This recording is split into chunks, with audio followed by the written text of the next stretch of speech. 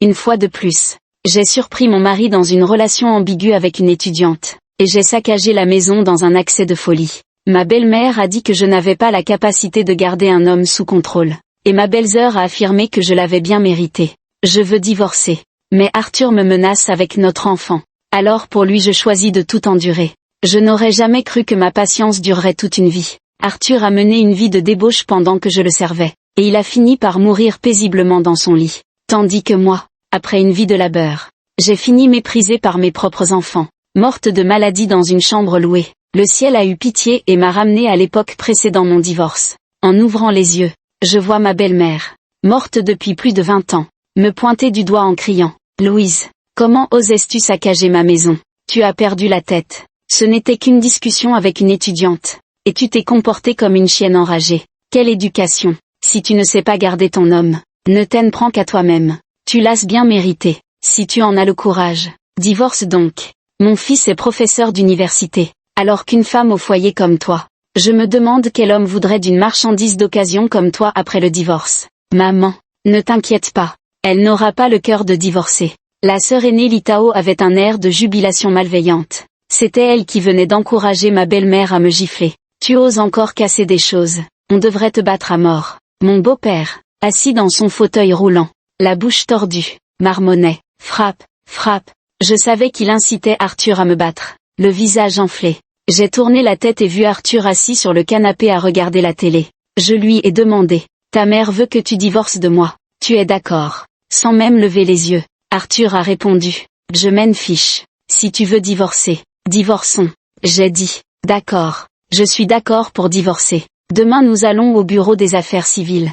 Arthur rit. Le divorce, c'est possible. Mais tu ne penseras pas emmener l'enfant avec toi. Il n'y a pas d'économie conjugale à la maison. Et tu n'auras pas un sou. Encore cette vieille rengaine. Moi, Louise, j'étais autrefois une femme fougueuse. La première fois qu'il m'a trompée, j'ai immédiatement demandé le divorce. Mais Arthur semblait m'avoir à l'œil, me menaçant à chaque fois avec notre enfant. L'enfant. Ma belle-mère s'apprêtait à dire quelque chose. Mais Litao la retint. Il savait que l'enfant était mon point faible. Dès qu'il le mentionnait, j'étais prête à tout endurer. Mais maintenant, je me moque bien de cet enfant. Je trouve que le ciel a été bon avec moi. Mourir et renaître une seconde fois. Cette fois, je ne me sacrifierai plus pour qui que ce soit. Je n'ai rien dit. Comme d'habitude, je me suis levée et suis rentrée dans ma chambre. Maman, tu vois, elle n'osera jamais divorcer. J'ai ignoré les paroles de Litao et, avec un rire froid, j'ai commencé à déménager mes affaires. En réalité, ce n'était pas ma chambre mais un petit réduit à côté de la pièce de mon beau-père. Après qu'il eût été victime d'un AVC, il ne pouvait plus rester seul. On pensait que je m'occuperais de lui la journée, et que ma belle-mère prendrait le relais le soir, ce qui me permettrait de me reposer. Mais elle a prétendu souffrir de neurasthénie, affirmant qu'elle ne pouvait pas veiller la nuit, que le moindre bruit l'empêchait de dormir. Elle m'a donc fait emménager dans le réduit pour que je puisse m'occuper de lui de près. J'ai ri jaune. Arthur, lui, occupait une grande chambre et pouvait dormir paisiblement chaque nuit. Maintenant, j'ai décidé que ceux qui veulent s'occuper de quelqu'un le fassent. Ma belle-mère ne cesse de dire dans le quartier que je suis une mauvaise bru. Eh bien soit, je serai une mauvaise bru, et laissons Arthur être le fils modèle. Je plie mes affaires en vitesse et déménage dans la chambre principale. Arthur me voit emménager et entre en fronçant les sourcils. Qu'est-ce que tu fais là? Et si papa a besoin d'aller aux toilettes la nuit, ou de boire, ou de se retourner, je jette les vêtements des Arthur dehors. Puisque nous allons divorcer, ton père n'est plus le mien. Que chacun s'occupe du sien. Tu deviens folle ou quoi? Tu n'as pas assez fait de scènes. Je ris. Et alors, si je fais des scènes? Il dit que je fais des scènes. Avant, je pensais aussi que je faisais vraiment des histoires. Me disputer avec lui, c'était faire des scènes. Casser des choses hystériquement, c'était faire des scènes. Se priver de nourriture, c'est une manière de protester. Mais je sais maintenant que se maltraiter soi-même n'est pas une vraie protestation. Les maltraités ça s'en est une. Voyez-vous, simplement en déménageant de la petite pièce. Arthur n'a pas pu s'empêcher de venir me parler. Il faut savoir qu'à la maison, Arthur ne m'adresse pas plus de 3 phrases par jour. Finalement, c'est comme ça qu'il faut les provoquer pour qu'ils souffrent. Arthur est sorti de la pièce, le visage sombre. Je n'avais aucune envie d'écouter ce que sa famille disait dehors. J'ai changé les draps du lit, puis je suis allée me laver dans la salle de bain. D'habitude à cette heure-ci, je devrais aller chercher les enfants à l'école, puis enchaîner sans répit sur la préparation du dîner. Après que la famille ait mangé, Je dois nettoyer, faire la vaisselle, puis aider les enfants à faire leurs devoirs. Après les devoirs, je donne le bain aux enfants. Enfin, je prépare le bain de mon beau-père et lui donne ses médicaments. Ce n'est que lorsqu'il s'endort que j'ai un peu de temps pour moi. Chez moi, je suis comme un bœuf qui travaille sans relâche. Après la douche, je me mets à calculer mes économies. Diplômée d'un collège technique, je me suis mariée peu après avoir commencé à travailler. Après le mariage, Arthur remettait son salaire à sa mère. Les dépenses pour les courses devaient être justifiées chaque semaine. Si j'avais besoin d'argent, je devais en faire la demande à ma belle-mère. Arthur ne me donnait jamais un sou, mais ces dernières années, je n'étais pas sans revenu. Mon anglais est excellent. Je faisais parfois des petits boulots à l'extérieur, gagnant quelques centaines de yuan à chaque fois. J'ai maintenant environ 10 000 yuan d'économie. C'est très peu, mais après le divorce, cette somme me permettra de tenir jusqu'à ce que je trouve un travail. D'ailleurs, je n'ai pas à m'inquiéter pour le logement. Cette maison, très spacieuse, m'a été léguée par mes parents. C'est un bien prénuptial. Arthur n'y a aucun droit. Dès notre mariage, Arthur a fait venir ses parents, et sa sœur aînée a vécu chez nous jusqu'à son propre mariage. Je réalise maintenant que Arthur s'est probablement marié avec moi pour ma maison. Toute sa famille avait depuis longtemps ourdi ce plan pour s'approprier mes biens. Cette fois, je ne céderai pas. Je vais les expulser tous. À ce moment, ma belle-mère frappe violemment à la porte. Louise, qu'est-ce que tu fabriques là-dedans? Les enfants finissent bientôt l'école et tu n'es pas partie les chercher. Et le sol n'est même pas nettoyé. Espèce de feignante. J'ouvre la porte. Il n'aime pas que j'aille les chercher, que Arthur y aille. Ma belle-mère hurle. Arthur ne peut pas faire ce genre de choses. Pourquoi pas? Les enfants ne sont pas que les miens. D'accord. On ne répond pas. Eh bien personne ne répondra. C'était aussi une tactique habituelle de ma belle-mère. Auparavant, quand je voyais que les membres de la famille ne faisaient rien, bien que j'enrageais intérieurement, la simple pensée de mon enfant me faisait craquer la première. À chaque fois, je finissais par tout faire en silence. Mais cette fois, j'étais bien décidée à ne pas leur donner satisfaction. Peu après, j'entendis un bang à la porte d'entrée. Je devinais que ma belle-mère était sortie. Elle ne rentrait jamais avant l'heure du dîner. J'ouvris la porte et ne vis dans le salon, à part des éclats de verre éparpillés par terre, que mon beau-père dans son fauteuil roulant. Je fis semblant de ne rien remarquer. Je me rendis dans le bureau et allumai l'ordinateur. Je commençai à chercher un emploi. Mon anglais était vraiment bon. Ce n'était pas qu'une façon de parler, j'avais étudié le commerce international à l'université. De plus, j'avais toujours adoré l'anglais et ne l'avais jamais abandonné. J'ai rédigé mon CV et l'ai envoyé d'un coup à des centaines d'entreprises. Après avoir fait ça, je suis directement allé dans ma chambre. Je me suis allongé sur le lit et me suis endormi. J'étais trop fatigué. Je ne voulais penser à rien, ni m'occuper de quoi que ce soit. Et le repas, pourquoi personne n'a préparé à manger? Tu es un bon à rien. À la maison tu ne fais pas à manger. Tu ne ranges même pas. Arthur, regarde un peu la femme que tu as trouvée. Paresseuse et bonne à rien. Elle se prélasse à la maison sans même préparer le repas. Elle cherche des problèmes ou quoi? J'ai été réveillée par la voix de ma belle-mère et j'ai recouvert ma tête avec la couette. Agacée. Lève-toi. Arthur était entré dans la chambre sans que je m'en aperçoive. La colère m'a envahi d'un coup. Je me suis redressée d'un bond. T'es malade.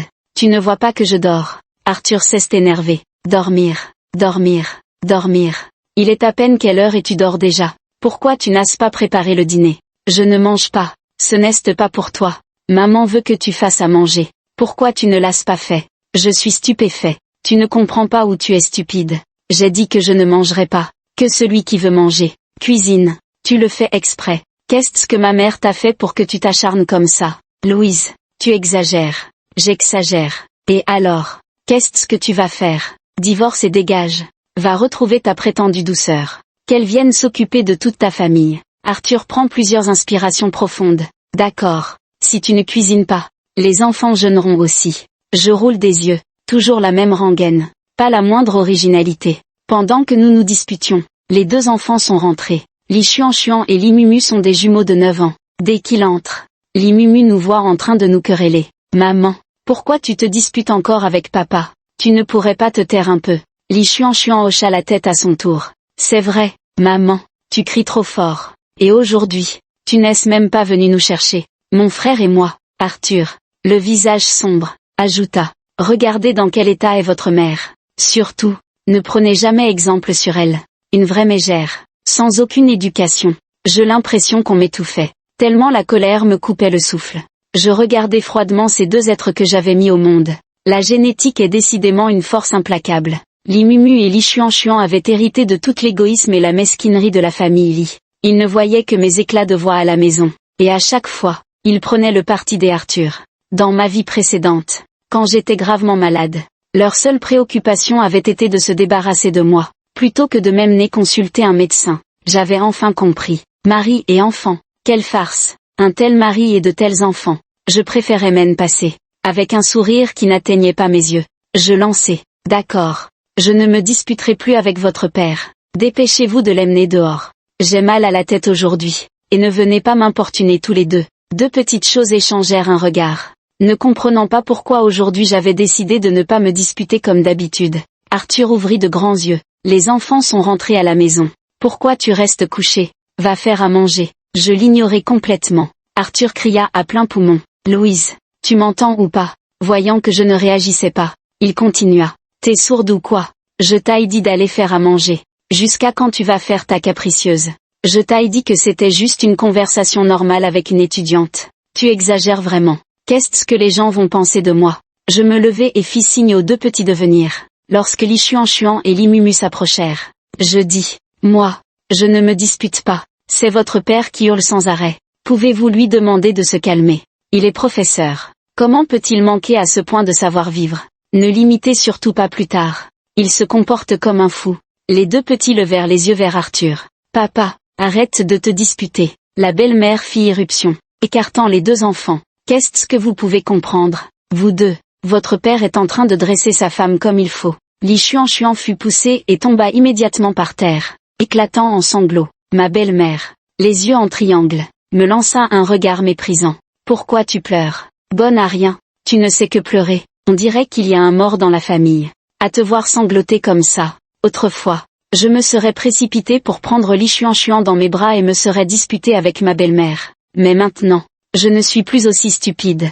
Ces deux petits ingrats s'étaient laissés manipuler par les paroles de ma belle-mère, oubliant complètement tout ce que j'avais fait pour eux quand ils étaient enfants. Ils me demandaient d'être magnanime. Eh bien, maintenant, je vais voir si, sans ma protection, ils se souviendront encore des bontés de ma belle-mère. Arthur fronça les sourcils en regardant sa mère. Ça suffit, maman, arrête, va plutôt préparer le repas. Ma belle-mère ouvrit de grands yeux. Moi, et elle fait quoi? Arthur soupira. Elle ne se sent pas bien aujourd'hui. Fais-le cette fois-ci. Je regardai ma belle-mère avec un sourire froid. Voilà, il suffit d'être assez impitoyable pour obtenir ce qu'on veut. Après le départ de la belle-mère, Arthur emmena les deux enfants dehors. Je l'interpellai. N'oublie pas d'aller demain au bureau des affaires civiles pour faire enregistrer le certificat. Arthur se retourna brusquement. D'accord, on y va. Ne regrette pas ton choix quand ce sera fait. Ce soir-là, je n'ai rien voulu savoir. Ma belle-mère préparait le repas dans la cuisine, faisant un vacarme de casserole tout en pestant. Elle nous insultait, moi et les deux enfants. Je n'aidais plus les enfants avec leurs devoirs. Et Arthur n'eut d'autre choix que de s'en charger lui-même. À travers la cloison, j'entendais ses hurlements. Jen riait intérieurement. Quand c'était moi qui aidais les enfants, tout le monde disait que j'avais mauvais caractère et que je ne savais pas les éduquer. Mais quand c'était Arthur qui s'en occupait, la belle-mère n'osait même plus souffler mot. Après avoir enfin réussi à donner le bain aux deux enfants, le beau-père se mit à frapper le plancher avec son bâton de bambou. C'était un accessoire que la belle-mère avait spécialement fabriqué pour lui chaque fois qu'il avait besoin de quelque chose. Il tapait sur le sol et j'accourais. Bien sûr que je n'irai pas ce soir. Louise, dépêche-toi. Ton père a fait ses besoins. Viens vite nettoyer. Tu m'entends? On dirait que tu veux mourir ou quoi? Ma belle-mère frappait à la porte comme si le ciel allait s'effondrer. Je sortis et dis froidement. Arthur et moi allons bientôt divorcer. Je n'ai aucune obligation de m'occuper de lui. Arthur est un fils pieux. Demandez-lui. Monstre sans cœur. Arthur a dû commettre des péchés dans 8 vies pour t'épouser. Je rétorquai calmement. Des regrets. Parfait. Divorçons vite. Il y a plein de femmes dehors qui font la queue pour épouser ton fils. Quel plaisir. Ma belle-mère, ne voulant pas que Arthur s'en occupe, n'eut d'autre choix que de râler en nettoyant les besoins et les urines de mon beau-père, la faisant courir plusieurs fois. Le lendemain matin, je me levai et fis mes valises. J'ai entendu ma belle-mère se plaindre dans la cuisine. Mon fils, tu veux vraiment divorcer? Mes vieux bras et mes vieilles jambes sont épuisés après hier soir. Qui s'occupera des tâches ménagères à l'avenir? Maman, ne t'inquiète pas. Je veux juste lui faire peur avec le divorce. Et puis après la signature, il y a encore 3 mois de période de réflexion. Elle va forcément regretter. Et d'ici là, fais un petit effort pour qu'elle comprenne que la maison tourne aussi bien sans elle. Quand elle arrêtera de faire des histoires, ce sera toujours à elle de s'en occuper. La belle-mère éclata de rire. Tu as de l'éducation. Toi, je pense que tu ne devrais pas la gâter. Elle se donne des airs et ose me tenir tête. Arthur était satisfait. Je sais. Elle a très peur que je me mette en colère. Dès que je m'énerve, elle se fait toute petite comme une caille. Cette fois, on va bien la remettre à sa place. Je t'écoute, mon fils. Je ricanais, me rappelant que dans ma vie précédente, ils avaient agi exactement de la même manière. Ils avaient accepté que je divorce. Mais avant même d'arriver au bureau des affaires civiles, j'avais eu peur que Arthur emmène notre enfant et j'avais fait demi-tour. À partir de ce moment-là, je me suis sentie inférieure à Arthur. Chaque fois qu'il me trompait par la suite, il ne cessait de me parler de divorce. Mais à ce moment-là, je n'avais déjà plus le courage de le faire. Arthur sortit et me vit assise sur le canapé, dégoûtée. On ne devait pas divorcer. Alors allons-y. Les deux enfants, qui n'étaient pas encore partis à l'école, entendirent que je voulais divorcer. Ils écarquillèrent les yeux. Maman, tu veux divorcer? Je hochai la tête. Votre père dit qu'il va vous emmener. Vous vivrez avec lui désormais. Et puis, dépêchez-vous de faire vos valises. Après le divorce vous déménagerez avec votre père. Il a de l'argent. Il vous achètera une grande maison. Limumu acquiesça joyeusement. Alors je veux que la sœur Wanwan devienne ma maman. Elle est si douce. Elle m'aide pour mes devoirs et me sourit toujours. Elle n'est pas du tout méchante comme maman. Li Chuan enchaîna. Moi aussi je veux la sœur Wanwan. Elle est si jolie. Maman ne l'est pas. Est-ce que papa va aussi avoir une jolie maman pour venir me chercher à l'école? Je répondis en souriant. Alors dépêche-toi d'aider maman à convaincre papa d'épouser la sœur Wanwan. Vous aurez bientôt une vie heureuse. Ma belle-mère surgit. Quoi? Je dois déménager. C'est la maison de mon fils. Je ne bouge pas. Arthur devint livide. Louise, tu veux vraiment me pousser à bout comme ça? Arthur, comment peux-tu dire que je te pousse à bout? Nous sommes divorcés. Tu ne peux pas vivre avec Wenwan dans la maison de mes parents maintenant que tu es remarié. Elle ne serait pas heureuse de voir partout les traces de ma vie passée ici. Tu es professeur. Tu ne vas tout de même pas convoiter les biens de ton ex-femme acquis avant le mariage. Si ça se sait, comment pourrais-tu encore sauver la face? Arthur, le visage sombre, m'accompagna au bureau des affaires civiles. Je souriais avec insouciance, me distinguant nettement parmi la foule des couples en instance de divorce. L'employé me tendit rapidement le contrat. Vérifiez cet accord. Les enfants restent avec le père. La mère quitte le domicile sans rien. Pas d'économie partagée. Voyez s'il y a un problème. Je dis, pas de problème. Arthur hocha difficilement la tête. Quel homme, laisser sa femme partir les mains vides. Pouah. Arthur se retourna et lança un regard noir à cette personne. Je sortis du bureau des affaires civiles. Il ne me restait plus que 30 jours à patienter avant d'être définitivement séparé de cette famille. Fais tes valises et pars au plus vite. Je paierai la pension alimentaire à temps. Sans dire un mot, Arthur fit demi-tour et partit. De retour à la maison, je vis ma belle-mère, le visage fermé, en train de donner à manger à mon beau-père. En me voyant arriver, elle posa son bol. Tu sais encore rentrer. Regarde l'heure qu'il est. Tu es d'une paresse incroyable. Tu ne fais même pas à manger à la maison. Tante, tu as des bras et des jambes. Pourquoi ne peux-tu pas le faire toi-même? Ma belle-mère ouvrit de grands yeux. Tu m'appelles comment? Tante, quel est le problème? J'ai divorcé d'Arthur. Si je ne t'appelle pas tante, comment dois-je t'appeler? Toi, tu as vraiment osé signer. Je ricane froidement. Ton fils va bientôt avoir une nouvelle femme. Je devrais vite libérer la place. Tu dis n'importe quoi. Je souris avec mépris, sans même daigner répondre à ses propos, et entre dans la maison pour commencer à ranger les affaires d'Arthur. Ces dernières années, la famille y a envahi chaque recoin. La maison est déjà remplie de leurs affaires. Même la sœur aînée a sa propre chambre ici. Rien que de voir ça me donne mal au cœur. Le soir, quand Arthur rentre et voit que j'ai jeté toutes ses affaires dehors, il a le visage glacé et les repousse violemment du pied. Les deux enfants éclatent en sanglots. Autrefois, j'étais la seule à piquer des crises hystériques à la maison. Maintenant que je ne crie plus, c'est Arthur qui s'y met. Je fais comme si je ne voyais pas les enfants pleurer, tandis que ma belle-mère sort à nouveau pour les critiquer indirectement, les couvrant d'insultes. Arthur devait encore une fois apaiser les deux parties. Quant aux affaires de mon beau-père, j'avais complètement laissé tomber. Après quelques jours passés ainsi, Arthur n'en pouvait plus. Il devait travailler toute la journée. Et le soir, en rentrant, il devait encore faire face aux disputes à la maison. Ma belle-mère se plaignait tous les jours d'avoir mal au dos et aux jambes. Mon beau-père devait aller aux toilettes la nuit et se retourner, pour les tâches comme la lessive. que ma belle-mère ne pouvait plus assumer seule. Elle n'avait d'autre choix que de l'appeler à l'aide. Il ne pouvait même pas bien se reposer la nuit. J'ai remarqué qu'il passait moins de temps à discuter sur son téléphone ces derniers temps. Louise, qu'est-ce que tu veux au juste? J'étais en train de prendre soin de ma peau. Quelque chose que je n'osais pas m'offrir avant. Ce qui avait rendu ma peau un peu terne. Maintenant que je savais qu'il fallait en prendre soin, je n'hésitais plus à dépenser pour moi. En regardant dans le miroir mon reflet rajeuni de quelques années, je levai un sourcil étonné. Qu'est-ce que je veux?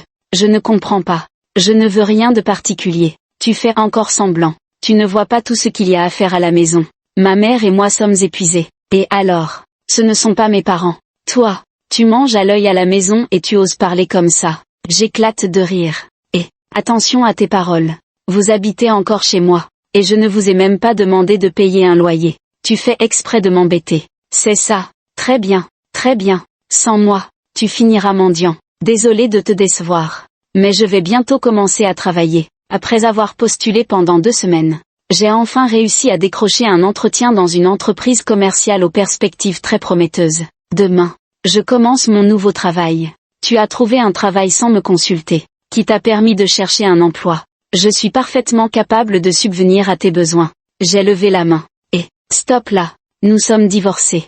Tu sembles l'avoir oublié. Arthur allait et venait, soudainement exaspéré. Penser au divorce est hors de question.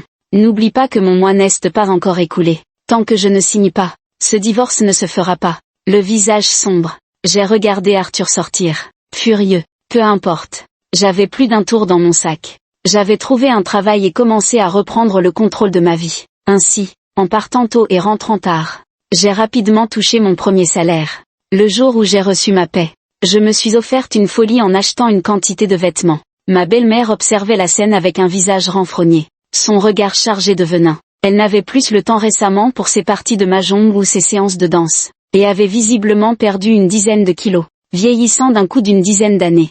Voyant que je ne pliais pas, Arthur a fait spécialement le déplacement pour me parler avec des mots doux. Chaque jour, il m'envoyait des messages avec des banalités comme il fait froid. Habille-toi bien ou si tu as faim, mange. C'est ainsi que j'ai attendu jusqu'à recevoir enfin le message de la personne que j'attendais vraiment. Wenwan a finalement perdu patience et m'a envoyé un message. Je ne sais pas où elle a trouvé mon numéro, mais elle m'a envoyé une échographie, affirmant que c'était l'enfant d'Arthur. Dans ma vie précédente, j'avais aussi reçu son message, mais je m'étais immédiatement disputée avec Arthur. Comme le divorce n'avait pas abouti et que Arthur avait rapidement emmené Wenwan pour une interruption de grossesse, l'affaire avait été étouffée. Je n'avais plus jamais revu Wenwan par la suite. Je ne sais pas pourquoi cette fois-ci. Wenwan m'a contacté bien plus tard selon l'échographie. Le bébé avait déjà presque 3 mois. Je donne rendez-vous à Wenwan dans un café. J'attends un enfant du professeur. Divorcer avec lui. Je vous en supplie. Je n'ai plus d'autre solution. J'observe Wenwan. Son apparence correspond parfaitement au goût d'Arthur. Douce, fragile, naïve, et surtout pure.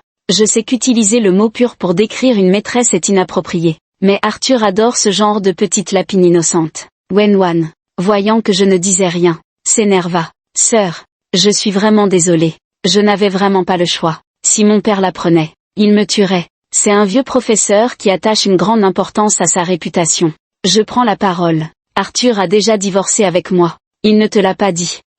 Je soupire. Nous avons divorcé. Il m'a dit qu'il aimait quelqu'un d'autre et voulait l'épouser. Moi, je suis déjà une vieille femme usée, et ces années de disputes m'ont épuisée. Autant vous laisser votre bonheur. Wenwan s'enthousiasme. Le professeur dit que même si vous n'avez plus d'amour depuis des années, il reste des liens familiaux. Bien qu'il estime au fond de lui que vous ne le méritez pas, il a promis de bien traiter vous et l'enfant. Intérieurement, je ricane. Ce salaud d'Arthur ment des deux côtés, mais je garde une expression reconnaissante. Maintenant que tu attends un enfant, il faut vous marier au plus vite. Les adultes peuvent attendre, mais pas le bébé. Tu es vraiment gentille, ma sœur. Quand toi et l'enfant vous installerez ailleurs, je m'assurerai que le professeur paie la pension alimentaire à temps. Je fis un geste large de la main. Ne parlons pas de ça. Quand j'ai divorcé, je n'ai pas pris un centime. Alors pourquoi en demanderais-je maintenant? Les yeux de Wenwan s'illuminèrent. Tu es parti sans rien prendre. Oui, ces dernières années je n'ai pas travaillé. J'ai vécu sur l'argent d'Arthur. Je n'avais pas la face d'en demander. Wenwan sourit. Ma sœur, c'est très bien que tu penses ainsi. Peu de sœurs ont des valeurs aussi justes que les tiennes. Maintenant tu peux être rassurée. Ton ami t'attend. J'avais déjà remarqué depuis un moment les quelques hommes et femmes qui furetaient devant le café. Wenwan dit, gêné. Mes amis s'inquiétaient que je sois lésée. Ils ne s'attendaient pas à ce que tu sois si raisonnable. Ma sœur, ça va. La période de réflexion d'Arthur et moi arrive bientôt à son terme. Tu pourras présenter ton père à Arthur. Oui oui. Wenwan hocha la tête, en la regardant s'éloigner. Je souris. Pas étonnant que Arthur l'aime, moi aussi j'apprécie une fille si docile. Le soir en rentrant chez moi, avant même d'arriver à la porte, j'entendis du vacarme à l'intérieur. J'ouvris la porte pour découvrir Litao assise sur le canapé, son maquillage complètement ruiné par les larmes. Dans le salon se trouvait également Fandaway, le mari de ma sœur, ainsi que ses parents. Ma belle-mère, furieuse, pointait un doigt accusateur vers Fandaway. Explique-moi ce que tu as fait. Qu'est-ce que notre Litao a de moins que les autres pour que tu ailles voir ailleurs? Je haussai un sourcil découvert si vite. Fandaway, tout comme Arthur, était du genre à ne pas pouvoir rester en place. En me voyant entrer, Fandaway m'interpella. Belles heures. Dawei est arrivé. Il a bonne mine. C'est vrai que le bonheur se lit sur le visage. J'avoue que je le fais exprès. Ma belle-mère ne sait pas encore que Fandaway a eu un enfant avec une autre femme. Litao pleure maintenant. Mais elle aura encore plus de raisons de pleurer plus tard. Parce qu'elle ne peut pas avoir d'enfant. Si tu ne sais pas parler, taise-toi. Litao se lève d'un bond. Répète un peu. Tu te moques de moi. C'est ça, exactement. Je me moque de toi. Et j'ajouterais même que tu l'as bien mérité. Mérité d'être rejeté par ton homme. Si tu ne sais pas garder ton mari, pourquoi t'aimes prendre à Dawei? Litao me fusille du regard. Vas-y, répète, répète. Je hausse les épaules et prends la mère de Fandaway par le bras. Tante, dites-moi si j'ai raison. Dawei est un homme. Qu'est-ce que ça peut faire s'il sort un peu? Certaines ne savent pas garder leur homme et ont encore le culot de pleurer. La mère de Dawei me regarda et éclata de rire. Ma belle-sœur a raison. Notre Dawei fait de grandes choses à l'extérieur. Litao qui court faire des histoires sur son lieu de travail sans même savoir ce qui se passe. Quelle honte! Je fus stupéfait. Litao est vraiment irresponsable. Elle n'a aucune éducation. C'est une vraie mégère. Dawei, tu devrais remettre ta femme à sa place. Sinon elle finira par monter sur les toits. Fandaway se sent soudain justifié et lance un regard triomphant à Litao. Je poursuis. Regardez-moi. Je ne surveille pas beaucoup Arthur. Même s'il sort avec 10 ou 8 femmes. Tant qu'il ne me les met pas sous le nez. Je fais comme si je ne voyais rien. Fandaway me fit un signe de pouce levé. Ma belle-sœur a toujours raison. Elle est magnanime. Pas comme Litao qui ressemble à une mégère tous les jours. Toute la famille en a marre. Litao hurla. Louise, dégage. Je posai mes affaires et rétorquai. C'est toi qui devrais dégager. La maison est à moi. C'est vous, Lélie, qui devriez partir. Litao se précipita sur moi pour me frapper, mêlant rancune ancienne et nouvelle colère. Je levai la main et lui assénai une gifle. Espèce de poule stérile. Tu n'as aucun droit de te mêler de la vie de Dawei. Fandaway, qui s'apprêtait à venir en aide à Litao, s'arrêta net. Les femmes savent mieux que quiconque comment frapper là où ça fait mal. Et moi, je connaissais Litao mieux que personne. Elle détestait par-dessus tout qu'on lui rappelle son incapacité à avoir des enfants. La raison pour laquelle ma belle-mère était si douce cette fois-ci, n'était-elle pas justement parce que Litao ne pouvait pas enfanter? La mère de Fandaway était radieuse. C'est exactement ce que je dis. À mon avis Dawei devrait carrément divorcer de Litao. De toute façon, l'autre est déjà enceinte de notre enfant à nous. Les fans, le divorce. Je refuse. Maman, je ne veux pas divorcer. Litao, en larmes, secouait désespérément sa belle-mère. Soudain, une expression de douleur traversa le visage de cette dernière, qui porta la main à sa poitrine avant de s'effondrer. La belle-mère a été transportée à l'hôpital. Furieuse, Litao a accompagné les parents de Fandaway jusqu'à l'hôpital. Quand Arthur l'a appris, sa mère était déjà hospitalisée. Dès lors, Arthur a été débordé. Litao Sen occupait le jour, et lui devait veiller sur sa mère la nuit. Le beau-père et les 2 enfants se retrouvaient sans surveillance. Arthur est venu me trouver. Tu vois bien la situation à la maison. Ce n'est pas le moment de divorcer. Oh, c'est toi pour qui ce n'est pas le moment. Moi, c'est parfait. Le timing est idéal. Arthur, agacé, tu ne peux pas penser au bien commun. Tu n'étais pas comme ça avant. Avant, j'étais stupide. Maintenant, plus, soudain, Arthur a saisi ma main. Louise, je t'en supplie. C'est maintenant que j'ai besoin de toi. Les enfants aussi. Cette famille aussi. Je poussai un soupir. En tant que belle-fille, c'est mon devoir de m'occuper de ma belle-mère. Arthur fut ravi. Je savais que tu serais obéissante. Mais le lendemain, Arthur vit Wenwan prendre soin de sa mère dans la chambre d'hôpital. Alors, Lorsque les collègues d'Arthur de l'université vinrent rendre visite avec des cadeaux, ils rencontrèrent bien sûr Wenwan. J'apparus dans la chambre d'hôpital avec un sourire radieux. Vous êtes tous venus. Merci d'avoir fait le déplacement. Belles heures. Belles heures. Je secouai vivement la tête. Non, non. Je pris par la main Wenwan, qui restait figée sur place. Voici votre nouvelle belle-sœur. Elle s'appelle Wenwan. Elle est enceinte de 3 mois. Le professeur Arthur et moi nous sommes dépêchés de divorcer pour ne pas faire subir d'injustice à cet enfant. Désormais, ne m'appelez plus belle-sœur. Un silence de plomb tomba sur la chambre d'hôpital. Les regards de l'assistance oscillant entre Arthur et Wenwan. Les yeux de Wenwan s'emplirent instantanément de larmes. Le visage d'Arthur était sombre, confronté à l'embarras palpable qui régnait dans la pièce. Je suis sorti de la chambre d'hôpital avant que Arthur ne puisse se mettre en colère. Arthur m'a poursuivi. Qu'est-ce que tu veux au juste? Tu es si content de me voir dans l'embarras. Je me suis arrêté net. Arthur, tu prétends que tu ne faisais que discuter avec Wenwan. Cette fonction de discussion est vraiment puissante, au point de la rendre enceinte. Le visage d'Arthur cesse de décomposer. Il serrait les dents en me fusillant du regard. Après-demain, le délai sera écoulé. Si tu ne veux pas ruiner ton avenir, tu ferais mieux de venir avec moi pour enregistrer le mariage. D'accord. Attends un peu.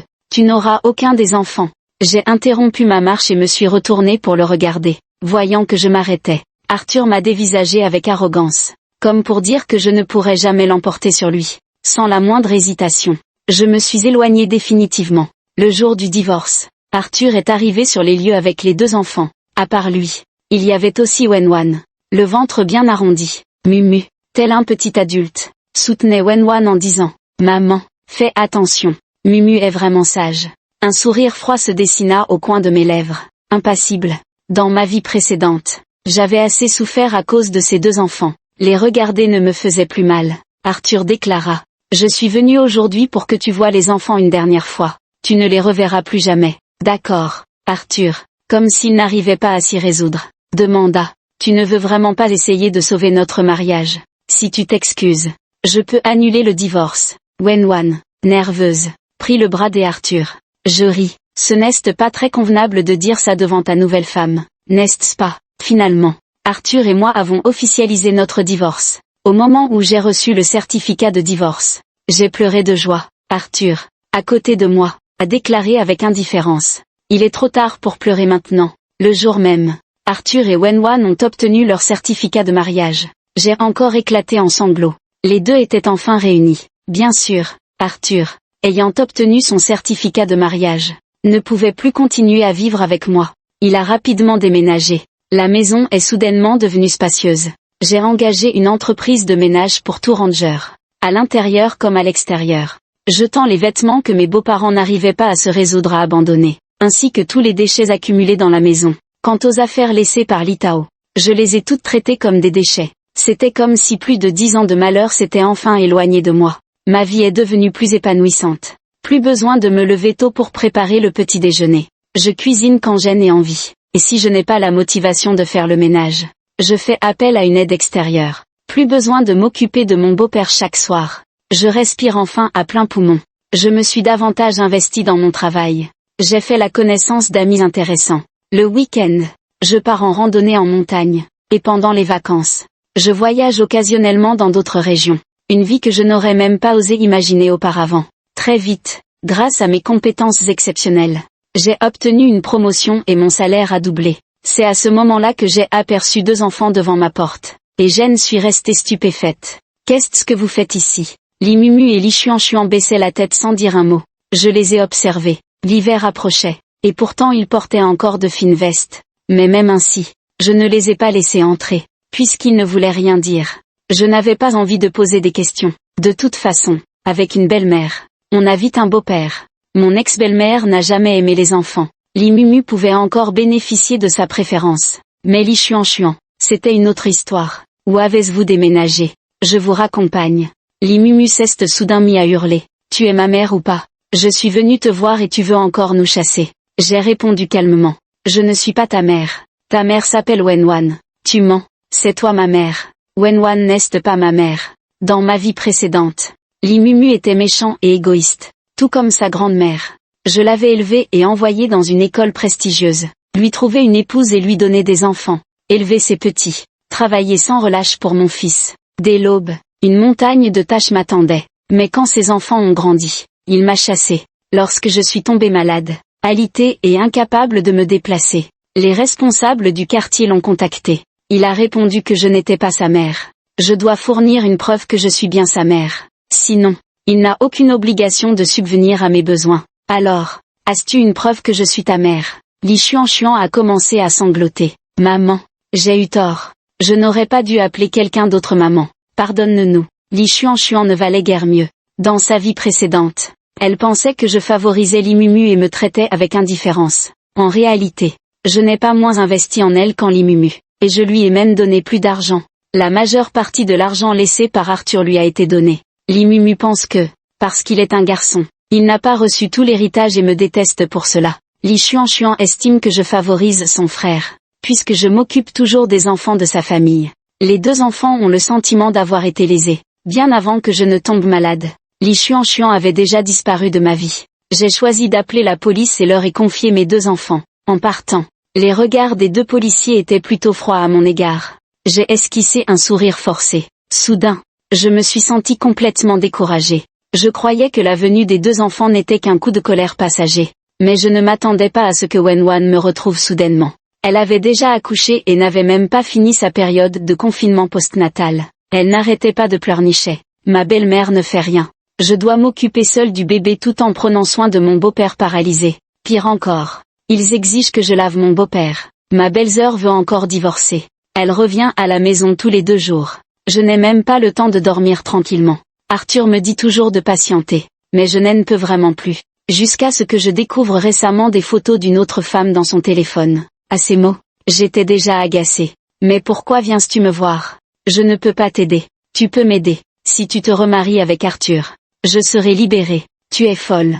Sœur, je sais que je t'aille fait du tort. Maintenant, je te rends Arthur. Je te promets de ne plus jamais perturber votre vie. Je réfléchis un instant. Si tu veux vraiment te libérer de cette famille, il y a peut-être un moyen. Wenwan me saisit la main avec excitation.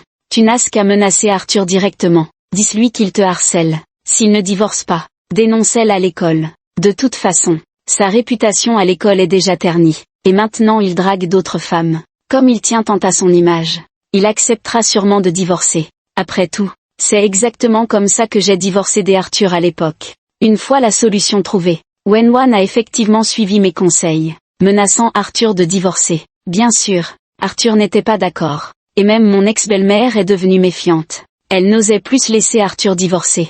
Ce n'était pas tous les jours qu'elle trouvait un pigeon assez naïf pour faire le ménage à sa place. Wenwan s'est avérée plus impitoyable que je ne l'imaginais. Elle a directement amené des gens de l'université pour bloquer Arthur chez lui. Comme Arthur était professeur dans une université prestigieuse, l'affaire a même fait la une des journaux locaux. Arthur a perdu toute dignité devant sa famille et ses amis. Il a été déchu de son titre de professeur et renvoyé de l'université. Wenwan a construit une image de victime sur les réseaux sociaux et a finalement obtenu son divorce avec Arthur. L'enfant n'a pas été emmené non plus. J'ai entendu dire qu'elle s'était mariée et avait déménagé dans une autre région, sans jamais revenir. Arthur devait désormais subvenir seul aux besoins de 3 enfants. Peu à peu, il a commencé à me contacter fréquemment.